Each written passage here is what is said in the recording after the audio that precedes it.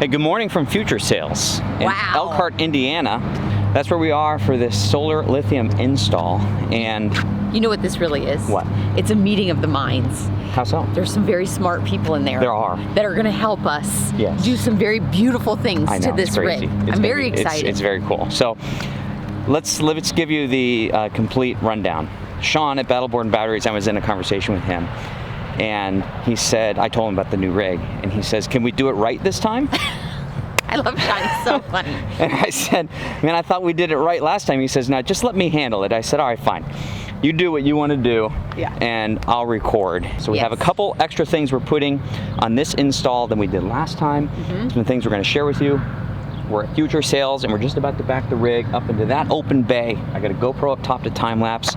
We have lots of stuff to cover, so I'd say we should just get started. Let's do it.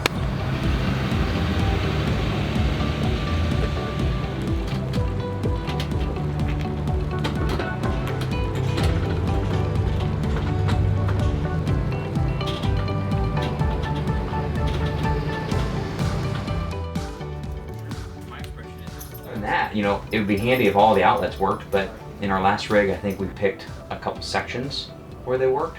Definitely our bathroom. Definitely our Okay. bathroom, and Yeah. definitely where we keep the coffee machine. At the end of the day, this is coming down to the hairdryer and the coffee machine. That's right. Two most important things, right? Yes. Okay, I think people install solar or invest in a battery system for lots of different reasons. And I can imagine that the most common reason, of course, is to be independent, is to dry camp more. If you're out west, there's so much BLN land where you can stay on for up to 14 days. And of course, you have to have enough power to manage all of your stuff in order to do that. But for Trish and I, investing in a solar system, not just solar, but battery and an inverter and the whole thing, really comes down to the fact that because we're full-time and we work from the road, that it enables us to continue to be productive. And even more so than that, we've noticed that when we've been in this big toy hauler, and we've noticed that day-to-day travel is a little bit more fatiguing because we don't have as many options when we're traveling down the road. If we're, let's say, just trying to go to point A to point B, and we want to go somewhere just for the night, we don't want to detach, we find ourselves in conversations like, well, let's just find an RV park, because if we go over to that Harvest Host, which is wonderful, we won't be able to charge the battery. In the morning, we won't be able to make coffee, we'll have to use a French press. Trish will end up not taking a shower because she doesn't want to have wet hair the next day. And all these things kind of add up, and it changes the way that you travel. You know, if you're part-time and you're only going out for a weekend or two, maybe that's part of it, to get away from all that stuff and to be out somewhere and not have access to your phone and computer. And that's awesome. But when you're full-time and you're working from the road, we have found that if you can make it less fatiguing for everyone in your family, it can be a bit more enjoyable. And that's where a system like this really shines. We're pretty excited about this video because we have found Future Sales, which is a solar installation company out of Elkhart, Indiana. They became highly recommended from Battleboard Batteries as a legit installer, and I can tell you personal experience, these guys are ridiculous. I mean, the think tank between the team that we had to install this was like top level. And the reason that we wanted to find a really good install team is because, you know, I had a blast on our last solar install with Jared up in Prescott, and you know, he and I had a lot of fun over 3 days installing our solar system. Jared's hair turns a little grayer. Thanks for pointing out the gray I already do have. Yeah, there's no off switch to them, so. The gray or the panels? The panels. Oh, okay. And the gray. But then a lot of people reaching out to Jared, hey, do you do solar installs? And he's like, no, I'm afraid to. You know, he just doesn't do that. And so I said to Sean, look, we need to find someone that we feel comfortable providing a referral to, so that someone who likes this system and is in the Midwest has a resource. And so we definitely found that resource, and you'll see in this video that things were really done right. Do you hear that? That's the sound of an ice maker. So that's ultimately what this comes down to. The question is, how much power do you need? And I think that ultimately comes down to the way that you camp. And the reason that we've always been an advocate of starting small now is better than starting big later is because once you get going and you get started, you can really assess, do you enjoy dry camping? Would you rather be in an RV park? When you're out dry camping, how long do you like to be? When are you going to run out of water? Are you going to invest in more batteries than you have fresh water? Because if that's the case, you know, you're potentially spending a little bit too much money. And so that's a conversation I'd like to have in this video to kind of share with you some ideas around a solar install. And you know, I say solar, but really this is so much more than solar. We're talking about a battery bank, plus where the power is stored, an inverter to get the power out of the batteries, and then the solar to replenish the batteries. And so I think because it's solar, it gets all the attention. There's some misconceptions. Before we get started with the actual install, let's have a quick overview, a little technical overview with Josh at Future Sales, just kind of stepping through everything that we're gonna do to this rig. All right, so up on the roof, we got 4 300-watt solar panels. Those are gonna be running down into our solar controllers and then charging our 12-volt batteries. And then when it came to us, it had an Onan generator and your shore power, and so we're running both of those into the existing transfer switch, and then we're coming out of the transfer switch and we're running into your main disconnect here, and then into the inverter, into the Victron inverter. Line 2 is going strictly directly into your 120 volt distribution panel, and this is so your inverted loads are on line 1 and your non-inverted loads are on line 2. And then your inverter is taking your input from your 12 volt batteries here, and then out of your 12 volt batteries we're running to a battery guard, and then to another disconnect, and then you have your 12 volt distribution panel. In addition to the system, we have truck charging capabilities, in which we are coming off of the positive terminal of the truck battery, and we're running to an Anderson connector, and then that's also grounded to the truck chassis. The Anderson connector that's attached to the coach is running, the positive side is running to a lithium battery isolation manager, and then from there it's going into the 12 volt Battleborn batteries.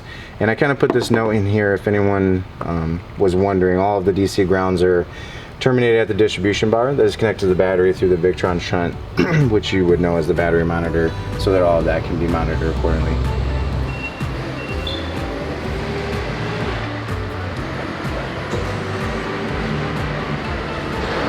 Man, those things look really pretty. Yeah. They're so big. Yeah, they're monsters. Yeah. Inverter. So when you have generator power, this will run your charger directly to your lithium batteries through this separate charger that we have. And then when your AC power is dropped, then your sub panel will be the inverted loads, which will have the AC, the microwaves, and the JFCX. All right, I wanted to show you real quick the solution that they've come up with for getting all the wires to go down into the ceiling. They've fabricated themselves, and I think it's actually a pretty cool little system. This is how you get up a ladder with a camera. I don't recommend it.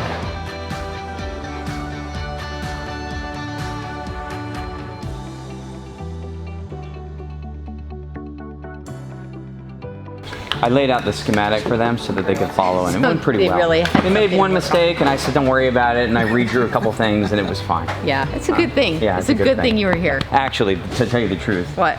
There was a schematic there, and I asked Josh to erase it and make a simplified version so that he could walk everyone through it. Yeah, that really is important. If you can get your first level of understanding of solar, then you can start diving deeper. See, Josh talks in amps and watts, and I talk in coffee makers, hair dryers, and charging drones. Yes, yes. But no irons. No irons. I don't even want to know. The system actually doesn't even charge an iron. It has it has like kind of a management system that Says, reduces the iron. Chicken wing to the iron. All right, pop up there and I'll follow you. Oh, and look at all this weather proofing. Yeah, that's all the self-leveling die core. Yes. And then what's cool is we've got the conduit goes out of the junction boxes, and then they put P clips to keep that conduit up off the roof, so that way water can go up underneath. Each one of these panels. Oh, so the water can go underneath all that great conduit. Exactly. That's amazing. And you can walk through here. Exactly. And then, so these are 4 300-watt panels, so that's 1,200 watts of solar, which is roughly 2.5 times more than what we had on Grand Ginger.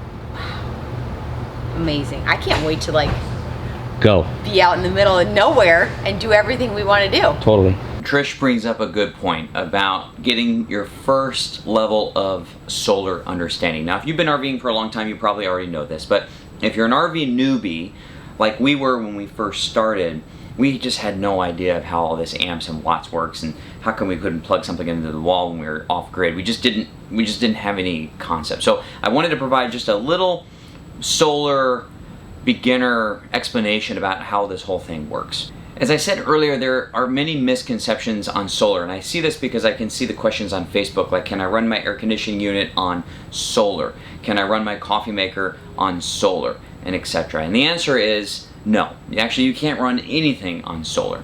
Everything you run in your rig, when you're off-grid, not connected to shore power in an RV park, it comes directly from your batteries. But your batteries are typically a 12-volt system. So if you have like two 6-volt batteries, that would total 12, or you have a single battery, it's a 12-volt. So like things like a USB, I don't have it around me, but like a USB connection to plug into your phone, that's a 12-volt system. All the stuff on all the onboard systems on your rig, like a powered awning, your LED lights, your tongue jack, all that's 12 volts, so all that works. The moment that you want to plug something into an outlet is the moment it goes from DC to AC, and for that you need an inverter. And so the size of inverter that you need depends on what you want to run. So let me give you some examples. A hairdryer, for instance, it just consumes a lot of watts. So it's at 1875 typically, or 1800 for a hairdryer. So in order to run that hairdryer, you would need, let's say, a 2000 watt inverter. Now let's say you had a 2000 watt inverter. Can you run your hairdryer? Not necessarily. Maybe you're charging your laptop, which takes 100 or so. Maybe your TV's on, which takes 150. And then you plug the hairdryer in and, it busts your GFI, or, you breaks your panel. That's because you went over the amperage because of the computer, the TV, and the hairdryer. So that's why people jump up to a 3000 watt inverter, so that they can charge or run multiple devices in the same time without having to worry so much about what's on and what's off. So where does solar come into play? The solar's only job is to replenish or recharge the batteries that you're depleting through your inverter. So depending on how much solar you have, depends on how fast it recharges those batteries, how much amperage you're taking out of those batteries with what you're using in your RV, depends on how long that's going to last. So the balance here that you have to decide is, what appliances do you plan on using? How long do you plan on using them? How long do you really want to be off-grid and away from an RV park? And then all of these decisions will help you decide how much solar you have to put on the roof, how big of a battery bank you need to build, and what size inverter you need to install. These are kind of the basics of understanding solar. So now let's jump back into the shop at Future Sales and get this battery bank installed. So each one of these has its own 12-volt heater? Yep. And that 12-volt heater plugs into... There's a mini breaker that we installed up front. Has its own thermostat that will hook up. And when the thermostat's tripped, it'll let power go through, turn the heater on, and warm the batteries up. Sweet.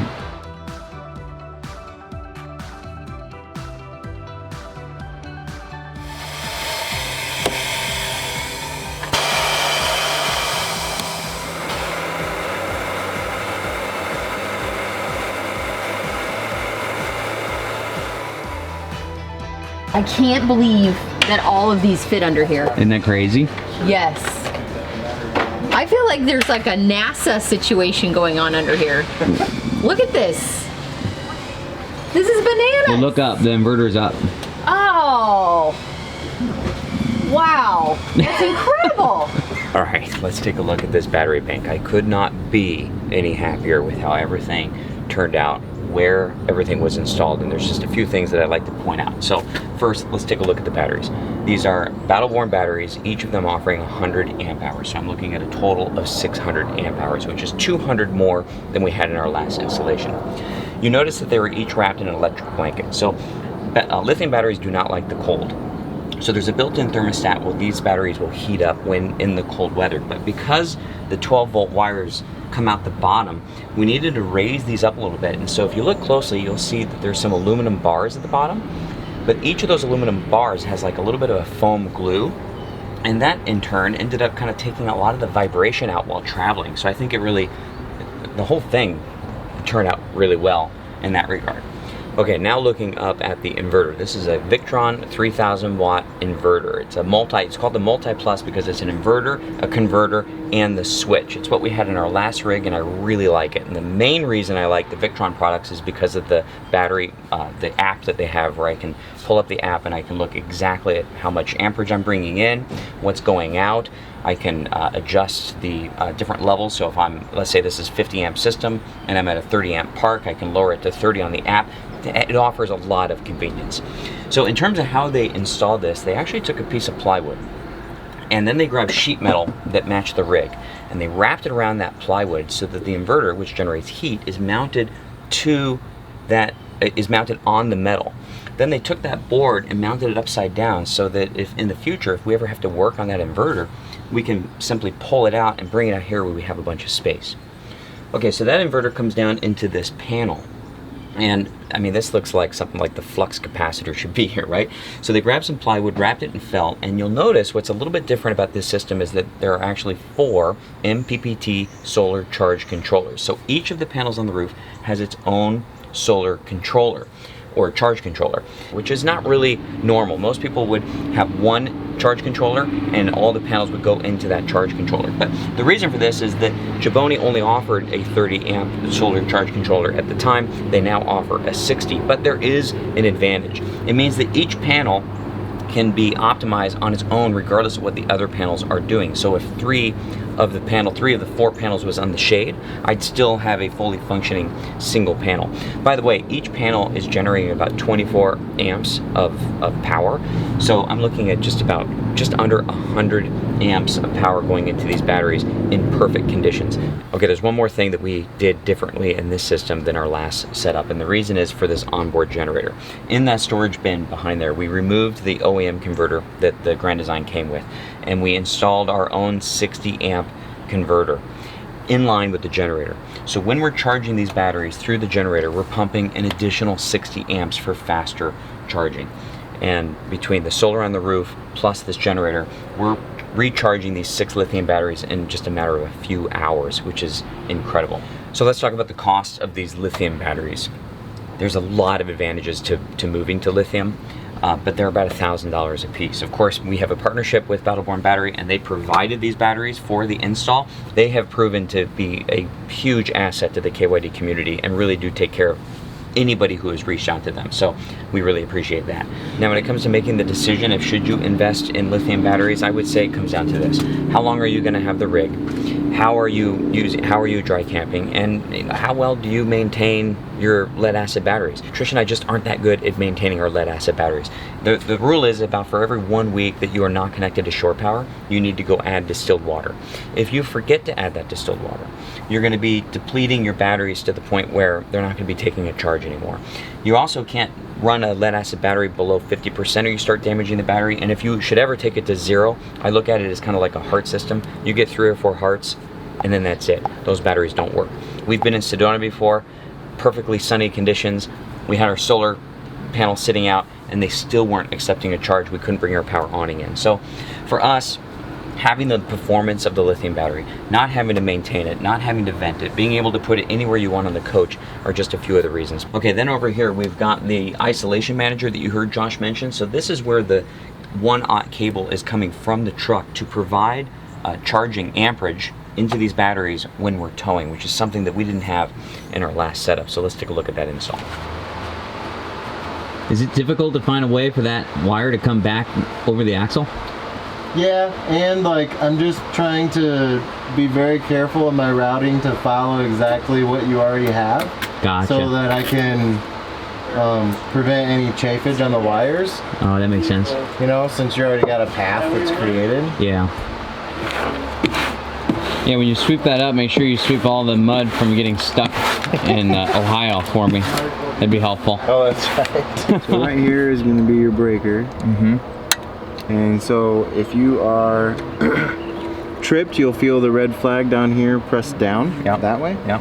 And all you gotta do is press up on it, and then it'll lock. And then you can break that breaker anytime. Gotcha. So let's just say, I don't know, if there was something wrong with, you know, the battery charging system and you were just concerned about it, you could come up here and push this button and you're not disconnected at that Anderson connector. Yeah. So It's a nice little quick disconnect. All right, let's get some lighting in here so that we can talk about the very last thing on the install, and that is that we put an easy start, a micro air easy start on the middle, the living room air conditioning. And so right now I'm gonna turn on the middle air conditioning at the same time that I get the app, the Victron app here.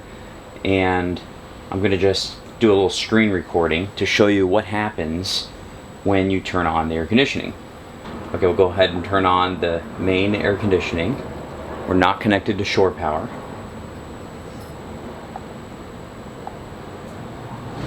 Okay, there it goes. Now we'll take a look at the app. So what the micro air, what the Easy Start does is it controls the startup amperage, because when you turn on a compressor, it has an amperage surge. It's usually that surge that's a problem for like a smaller generator. And so what the Easy Start does is it starts the compressor on in stages, so that it kind of, instead of going like this, it kind of smooths that out.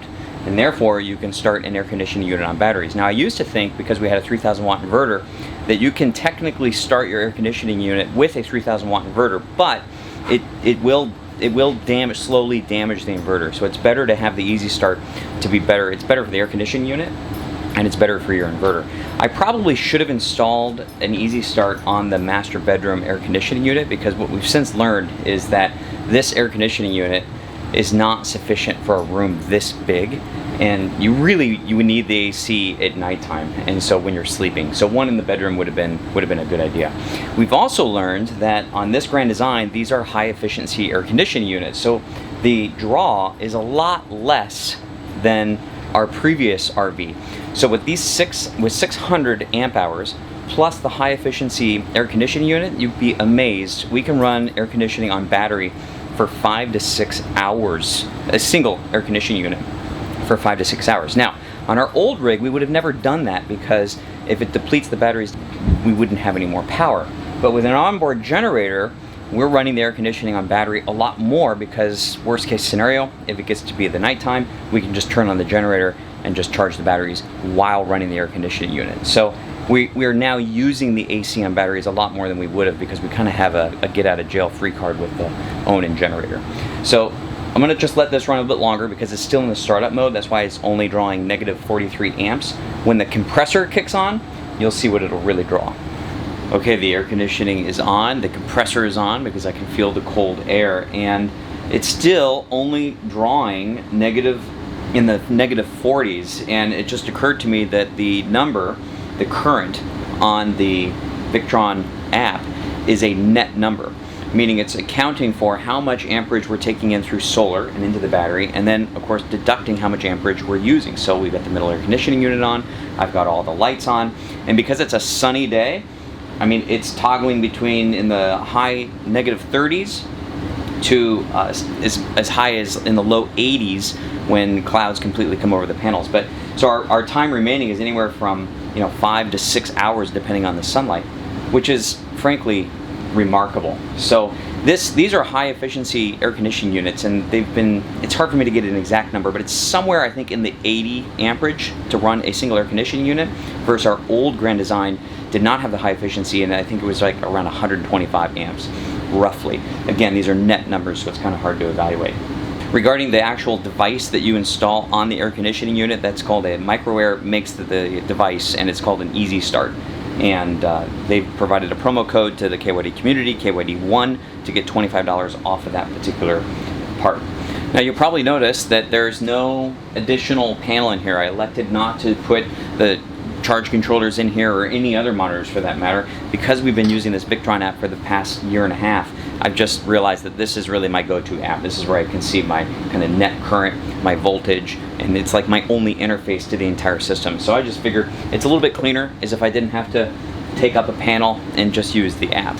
This video was a little bit more technical than I thought it was going to be, but anytime we do a technical video, we like to have a corresponding blog. That way we can make updates and corrections, and if there's comments that trend in a certain way and I want to go back to add clarification, we have a place to do that. So for this video, it'll be keepyourdaydream.com/off grid. That's where you can get links to everything we've talked about and some of the promo codes and, of course, additional information. So now let's pop back to Elkhart and wrap up so that we can take off and go down the road. And if you're new here, click the subscribe button because we release a video every Sunday at 7 Central, and there is still so much to come this season. We went up through Michigan and through the Upper Peninsula, down into Wisconsin from the UP to go to the air show and the Lumberjack Festival. So there's so much more to come. We'll catch you next Sunday. Charlie's ready to go.